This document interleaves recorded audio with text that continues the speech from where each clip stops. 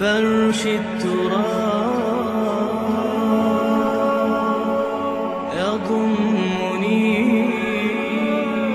حقیقی ایمان. اب یہاں زمین و آسمان کا فرق آ جائے گا. ایمان دل میں اتر جائے تو کون نہیں جانتا کہ دل میں جو بات اتر جائے وہ عمل پر ضرور اثر انداز ہوتی ہے. یہ بات سیدھی سی ہے.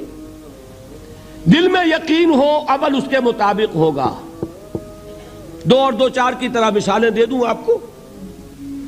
آپ کو یقین ہے آگ جلاتی ہے, آپ ہاتھ ڈالتے ہیں اس میں. کیوں؟ یقین ہے کہ جلاتی ہے, لہذا کوئی شخص ہاتھ نہیں ڈالے گا. غلطی سے پڑ جائے تو پڑ جائے, جان بوجھ کے کون ڈالے گا؟ اچھا, میں بلکہ یہاں تک کہا کرتا ہوں کہ یقین تو بڑی دور کی شے ہے. گمان بھی ہو, گمان, اس کا نتیجہ بھی عمل میں نکل آتا ہے. کون شخص نہیں جانتا کہ سارے سانپ زہریلے نہیں ہوتے؟ معلوم ہے نا. لیکن جو سانپ ہے پتہ نہیں کم بخت یہ زہریلا ہے کہ نہیں. یقین نہیں ہے کہ یہ زہریلا ہے. ہو سکتا ہے کہ زہریلا ہو, صرف زن ہے نا, آپ قریب پھٹکتے ہیں اس کے. معلوم ہوا کہ یقین تو بڑی شے ہے. وہ تو میں نے اقبال کے آپ کو شعر سنایا بارہا.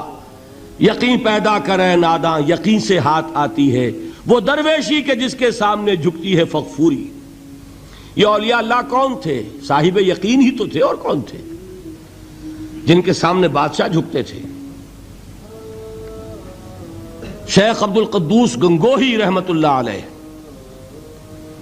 کس زمانے میں تھے؟ یہ ابراہیم لودھی اور اکبر کا زمانہ, بابر کا زمانہ, جب جنگ ہوئی ان کے مابین. ابراہیم لودھی چل کر آیا ہے کہ بابر آ گیا ہے, میں جا رہا ہوں مقابلے کے لیے, پانی پت کی پہلی جنگ ہونے والی ہے, میرے لیے دعا کر دیجئے. فرماتے ہیں ذرا ہٹ جاؤ, ہماری دھوپ چھوڑ دو. دعا نہیں کی اور وہ شکست اس نے کھائی, مارا گیا. ان سے بھی پہلے کی بات ہے, نظام الدین اولیاء رحمت اللہ علیہ 7 بادشاہوں کا زمانہ دیکھا ہے. کسی بادشاہ سے ملنے کا تو خیر سوال ہی نہیں, اس کے پاس جانے کا سوال نہیں, کسی کو اجازت نہیں دی حاضر ہونے کی. ایک بادشاہ نے کہا کہ آپ کیسے روک سکتے ہیں, میں آ جاؤں گا.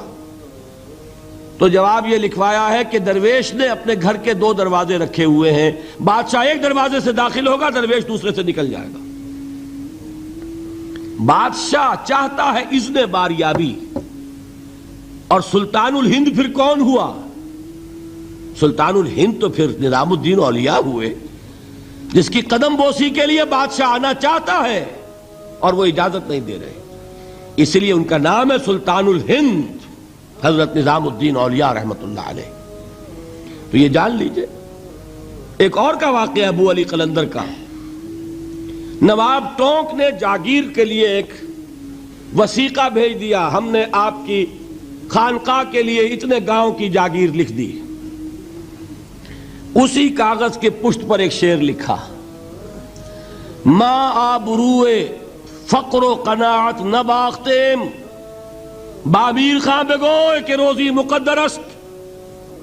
جاؤ میر خان سے کہہ دو, نواب ٹونک سے, ہماری روزی اللہ کے ہاں مقدر ہے, لکھی ہوئی ہے. ہم تمہارے ہاتھ اپنے فقر اور درویشی کی عزت بیچنا نہیں چاہتے, لے جاؤ اپنا وثیقہ.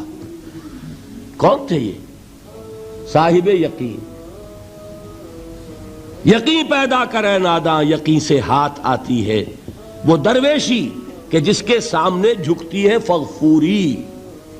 شہنشاہ ہند اذن باریابی چاہے اجازت نہ ملے, وہ یقین کی بات ہے.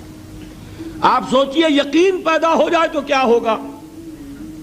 اس کی ایک شکل تو میں کل آپ کو دکھا چکا.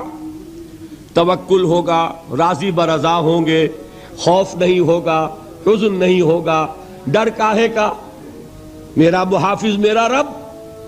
اچھا, اس نے ہی کوئی چیز میرے لیے لکھ دی ہے تو کون محافظ ہو سکتا ہے؟ اور اللہ سے بچانے والا کوئی ہے؟